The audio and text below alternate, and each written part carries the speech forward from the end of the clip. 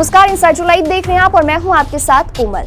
गुजरात और हिमाचल में विधानसभा चुनावों के साथ ही यूपी, बिहार समेत 7 राज्यों में उपचुनाव की तस्वीर साफ हो गई है। ऐसे में सवाल उठता है कि पीएम मोदी के चेहरे पर चुनाव लड़ने वाली बीजेपी ने क्या खोया और क्या पाया। सबसे पहले पार्टी ने गुजरात में रिकॉर्ड तोड़ जीत हासिल की। पार्टी ने अब तक का अपना सबसे बेहतरीन प्रदर्शन करते हुए 156 सीटों पर जीत हासिल की।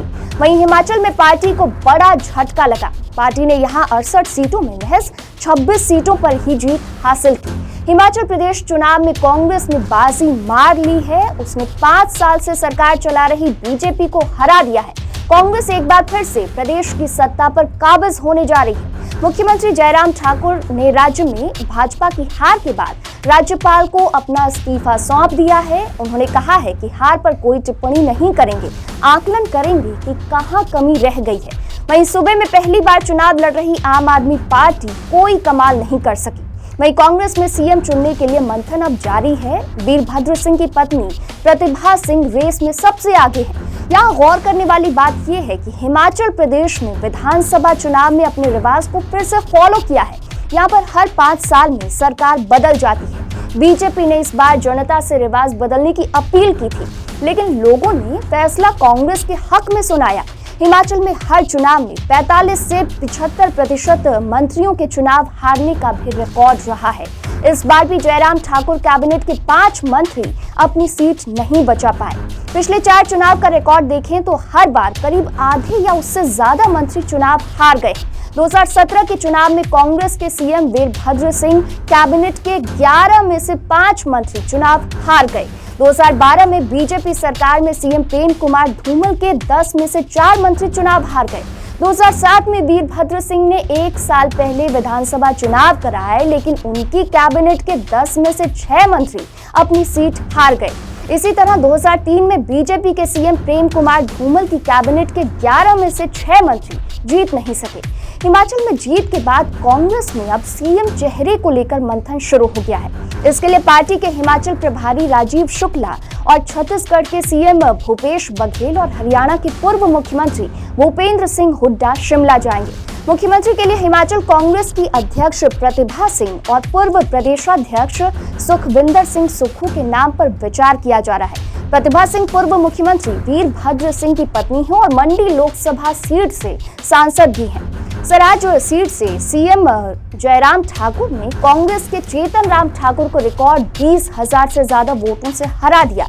वे रिकॉर्ड 7वीं बार जीते हैं। मंडी जिले की सुंदरनगर सीट पर बीजेपी के राकेश जम्वाल ने कांग्रेस के सोहन लाल ठाकुर को 8,125 वोटों से हराया।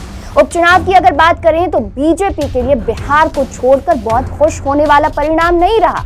बीजेपी को मैनपुरी लोकसभा चुनाव में हार का सामना करना पड़ा। मैनपुरी मुलायम का गढ़ रहा है। हालांकि बीजेपी को यहां जीत मिलेगी, इसकी उम्मीद बहुत कम लोगों को ही थी। सपा ने यहां उम्मीद के मुताबिक ही प्रदर्शन किया। समाजवादी पार्टी की उम्मीदवार डिंपल यादव ने 2.5 लाख से अधिक मतों के अंतर से चुनाव जीता। इस जीत के साथ ही सपा परिवार में सुलह भी हो गई। शिवपाल यादव ने अपनी पार्टी प्रगतिशील समाजवादी पार्टी का समाजवादी पार्टी में विलय करा लिया। हाँ, बीजेपी के लिए राहत की खबर ये रही कि पार्टी ने सपा के बड़े चेहरे आजम खान के किले में सेंध लगाने में कामयाबी पाने के करीब रही। यहाँ बीजेपी उम्मीदवार आकाश सक्सेना सपा उम्मीदवार आसिम रजा पर निर्णायक बढ़त बना ली। आसिम रजा और आकाश सक्सेना में शुरुआत में कांटे की टक्कर देखने को जरूर मिली।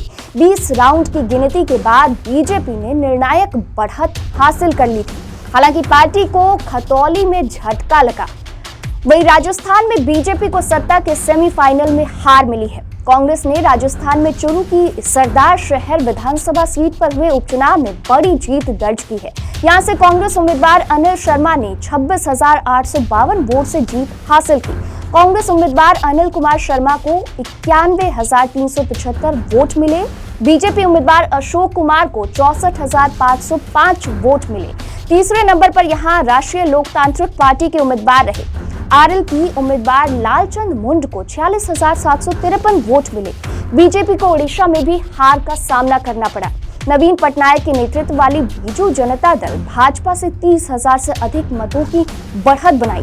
बीजू जनता दल के बरसा सिंह बरिहा बीजेपी उम्मीदवार प्रदीप पुरोहित को मात दे दी। बीजेपी के लिए गुजरात के बाद बिहार के कोहनी उपचुनाव में जो जीत मिली वो काफी महत्वपूर्ण रही। पार्टी ने यह सीट जेडीयू से छीन ली। बीजेपी ने यह सीट 3,645 वोटों के अंतर से हासिल की है। बीजेपी उम्मीदवार केदार गुप्ता को यहां 74,009 वोट मिले, वहीं जेडीयू के मनोज कुशवाहा को 71,143 वोट मिले। इस चुनाव की हार बिहार के सीएम नीतीश कुमार के लिए बड़ा झटका माना जा रहा है। इस हार के बाद सत्ताधारी गठबंधन में कलह होना अब तय है। तो फिलहाल के लिए इस वीडियो में इतना ही। और भी खबरों के लिए बने रहिए इंसाइडर लाइव के साथ।